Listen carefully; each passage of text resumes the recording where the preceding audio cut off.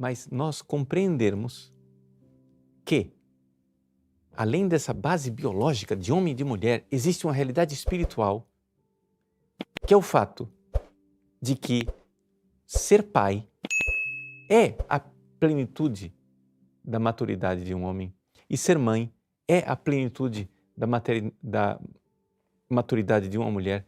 Por quê? Porque você se torna uma pessoa para o outro. Como nós podemos definir mãe? Mãe é uma mulher para os outros. Como você pode definir pai? Pai é um homem para os outros.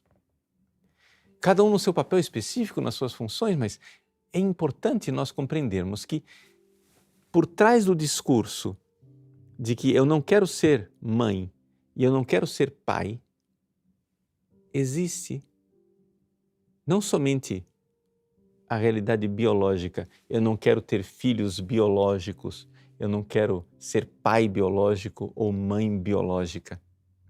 Existe um problema espiritual de não ser pai e não ser mãe.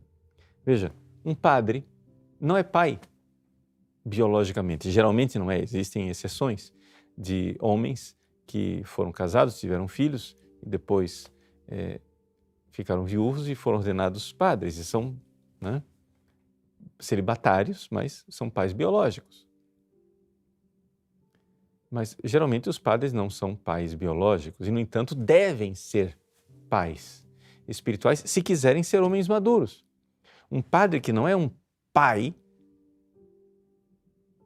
espiritualmente falando, é alguém que não alcançou a sua maturidade, porque todo homem precisa ser para os outros. Assim também com relação às mulheres. Ou seja, uma mulher, ela é para os outros na sua maturidade, então ela precisa ser mãe. Uma religiosa, como, sei lá eu, Santa Teresinha do Menino Jesus, que nunca foi mãe biológica, no entanto, foi uma mãe espiritual fantástica. Né?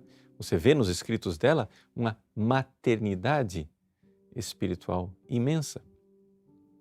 Então, existe, claro, no ser pai e no ser mãe, na família humana, uma realidade que é um substrato biológico do sexo, que pela reprodução sexual nascem novos seres humanos.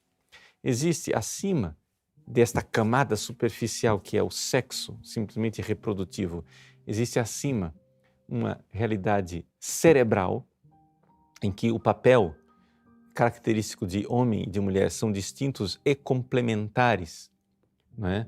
Também no cuidar da prole, no cuidar da criança, mas existe um nível ainda superior que é a realidade espiritual, em que tanto o pai como a mãe se distinguem por ser para os outros. Me desculpem o romantismo que está na moda nos tempos atuais,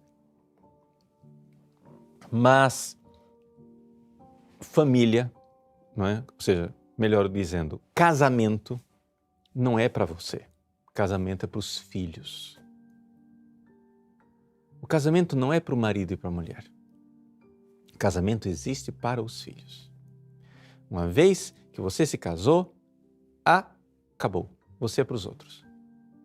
Essa é a realidade que justifica a instituição chamada casamento, porque é evidente, e aqui qualquer um consegue enxergar isto, que famílias onde os papéis complementares de pai e de mãe acontecem, são famílias que tendem a ser mais ajustadas. Depois, outra coisa é dizer que pai é este ou que mãe é esta, porque muitas vezes acontece de ser péssimo pai ou péssima mãe. Isso são outros 500. Isso aí já é a realidade da doença da nossa sociedade atual. Mas é importante nós entendermos que existe, não é, essa natureza no ser humano.